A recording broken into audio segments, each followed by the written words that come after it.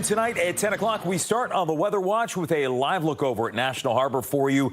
The Capitol wheel lit up and a much, well, let's say cooler, relatively speaking, night. Right, and a quiet one at that, but enjoy it while it lasts because it sounds like rain is moving in at some point, Mike. Yeah, it's kind of back to business as usual, what we would expect given like the last couple of weeks here in Washington. Tomorrow's going to be back to some heat, some humidity, and then the chance for some strong to maybe even severe thunderstorms as we work our way through the afternoon and evening hours here in D.C. A little bit earlier if you're out to the west of town. We're going to take you through it all hour by hour coming up here throughout the course of this hour. So stick around. We'll help you out and help you plan your day tomorrow if you are trying to avoid those storms. Today in Washington, as they mentioned, not really all that bad. 87 degrees, 3 degrees below the seasonal average for this time of year. Dallas only 84, Baltimore 85. It certainly felt like summer, but just not as summerish as summer could be, I guess you could say, with your average high temperature right around 90 degrees this time of year. So we'll certainly take it. Haze out there. Yes, that was that wildfire smoke. Thankfully, kind of contained in the middle levels of the atmosphere today. We were not at unhealthy levels here in D.C. because that smoke did not mix down to the surface like it did late last week. Live look outside National Harbor, all aglow this evening. Temperatures not far from there at Reagan National at 79 degrees, Dulles 78, BWI Thurgood Marshall also at 78 degrees. Right now, as we look at satellite and radar, a couple of showers down over our far southwestern mountains there, but D.C., Baltimore staying dry and should for several hours yet. Down to the south, this warm front, or well, what's a stalled front right now, but will turn into a warm front overnight and advance towards the D.C. region by tomorrow morning. With it, cloud cover, maybe some early showers, and then we watch to see how much sunshine we break out into during the early part of the afternoon. Dependent on just how much we get, some stronger thunderstorms look to be likely during the second half of the day. We'll take you hour by hour on Futurecast coming up in just a few minutes here, guys. Mike, thanks. The latest now on a controversial power line project that's sparking a major fight in Loudoun County. Homeowners, school leaders, and local leaders say they want the plan put on hold, but so far, state regulators have refused. And now that legal battle headed to the Virginia Supreme Court. Our Regina Ureta joining us live from Ashburn with reaction from people who live around there.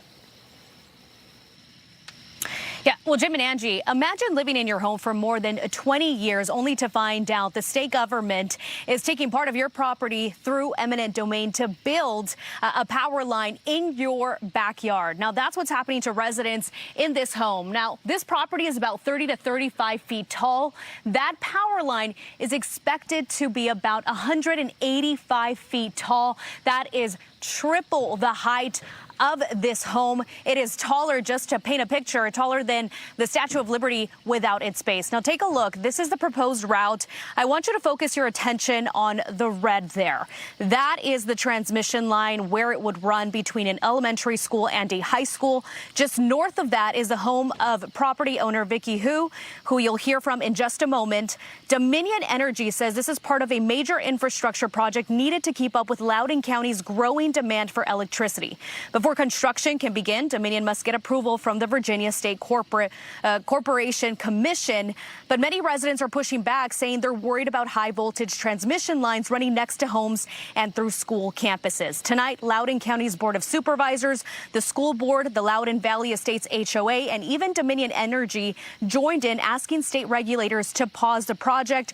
The State Corporation Commission said nope. That means the fight is now headed to the Virginia Supreme Court. Now, here's what school board member Amy Riccardi, who represents the district, had to say about that. Power lines were not on my bingo card when I ran for school board. It just wasn't something I had thought was going to even be a real issue here. And, you know, the SEC process for approving Dominion lines, I think that is just a failed process and needs a lot of renovation. Now, this is Vicky Hugh. She lives in Ashburn's Loudoun Valley Estates for more than 20 decades. While Dominion insists the project is not being built for data centers, Hugh isn't convinced. She believes the state ignored residents' concerns and is putting corporate interests ahead of homeowners. I'm very angry, very disappointed. And like I said, I'm not surprised because the whole process I've been been through for the last year. But it's still very, very disappointed because you were thinking somebody who had conscience would make a right decision. And we reached out to the Loudoun County Board of Supervisors. In a statement, they write, in part, quote, the ongoing discussion aimed to identify a route that was acceptable to all of the stakeholders and that would be approved by the SCC, which is why Loudoun County filed a motion to suspend the final order today. We also reached out to Dominion Energy, but they have not responded to our request for an interview. We are keeping a close eye on this legal battle now that it heads to the state's Supreme Court. Guys? And that's not the only top story we're following tonight. A man's being held without bond as police investigate a suspicious death of a 78-year-old woman inside of a Falls Church Sonesta Suites. Kyle Gosweiler is charged with concealing the dead body and obstruction of justice. Police discovering the body last Tuesday at the hotel along Hillwood Avenue. They say Gosweiler wouldn't let officers into the room. A moving truck driver cited after crashing into 10 vehicles over the weekend. Happened Saturday afternoon on Columbia Pike at Fairland Road in Montgomery County. 10 people were hurt, including 3 children. Everybody is expected to be okay. The driver, though, now facing 4 traffic citations, including negligent driving. A man indicted for aggravated murder in the death of his 3-month-old daughter. The Fairfax County Commonwealth's attorney says Misael Lopez Gomez admitted to repeatedly hitting the infant in March at their home in Falls Church. He was previously charged with second-degree murder, but prosecutors pushed to upgrade the charge. Gomez is in the country illegally. His trial date will be set on Thursday. A family is still demanding justice tonight after their loved one was killed in a park police chase in D.C. 46-year-old Norberto Meza was killed last month after a stolen car fleeing a traffic stop slammed into his moped. Since that accident, the U.S. Attorney's Office has yet to press charges after initial murder charges were dropped. The family's lawyers believe video footage of that crash will help bring forward charges.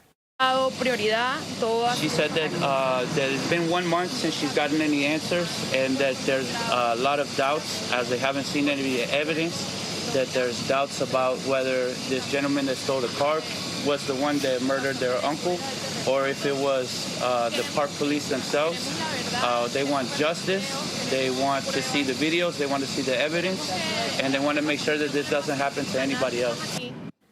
Right now, lawyers are pushing D.C. Council to help get D.C. police to release that footage. MPD says that they're still investigating. Park police have not spoken with the council. The former Olympic canoeist allegedly charged with damaging the Lincoln Memorial reflecting pool ahead to trial in September. David Hearn pleaded not guilty after the judge in the case rejected a request to dismiss the charge.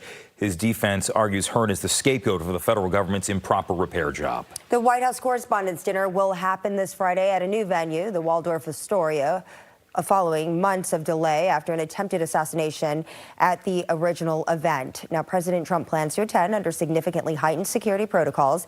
The April gala was abruptly canceled when Cole Allen allegedly stormed a security checkpoint here with a shotgun. Allen does remain in custody, facing several charges, including attempted assassination. Maryland lawmakers getting an up-close look today at the rebuild of the Key Bridge in Baltimore. Governor Wes Moore is working to show Congress the project is moving forward as the feds cover the costs. It has been more than 2 years since a barge crashed into the bridge, causing it to collapse. When people say, well, that's ambitious to say you're going to build a bridge that is safer and bigger and build it faster than was done before, the answer is it is ambitious.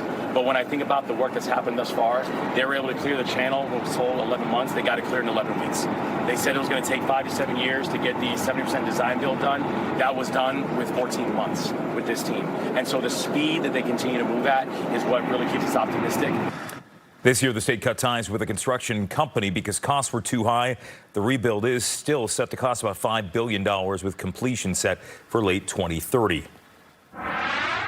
Turning now to a health alert. A plot twist in America's produce scare. The FDA admits there was a false positive result on that tainted lettuce. But the company at the center of the allegations not out of the clear just yet. Fox 5's Tom Fitzgerald has the latest. This was a surprise. The FDA, which is based here in Silver Spring, is now walking back their laboratory finding of cyclospora in the shredded lettuce from Taylor Farms, which is produced down in Mexico. Now, while they say they did make this announcement today, they still support Taylor Farms' voluntary recall of this product. And, meanwhile, here in the DMV, all all of this cyclospora talk in the news has a lot of shoppers right now trying to find alternative places to buy their lettuce, and a lot of them are turning to farmers markets and outright farms themselves. Take a look at this. Fox 5 Skyfox drone over Heiser Farms in Silver Spring today, where business is booming as customers are trying to find places where they can buy lettuce directly. The farm markets and the farms, they're just trying to keep up with the demand right now. Public health experts from Johns Hopkins Center for Health Security tell Fox 5 the outbreak has been traced to Mexico. So it's safe to say that buying locally from farms and farm markets might be a better choice. It's not sitting on a shipping container. You know, it's getting in the back of a pickup truck and it's coming straight here. I do think that when you look at the cyclospora outbreak, you have to recognize that this is related to iceberg lettuce coming from a specific farm in Mexico, based on the evidence that we have. Now, this is not just happening at farms. Farm markets around the area are also seeing a big boost in traffic. Norman's Farm Market, for example, in Bethesda, where customers, old and new, both told Fox 5 today that they feel more comfortable buying at these farmers markets because they actually can talk to people and find out exactly where that produce came from. That's something that's a little harder to do in a traditional supermarket. This particular stand is pretty good about telling you where it's from, and that's good. I shop here a lot anyway, but more so because of the supermarket iffiness. It seems that people feel more comfortable coming to a place where they know the source, and especially like shortening the supply chain. Now, for their part, Montgomery County wants to turn this from a trend into an economic engine. They are sponsoring a 2-day farm market with more than 20 farms throughout Montgomery County this Saturday and Sunday.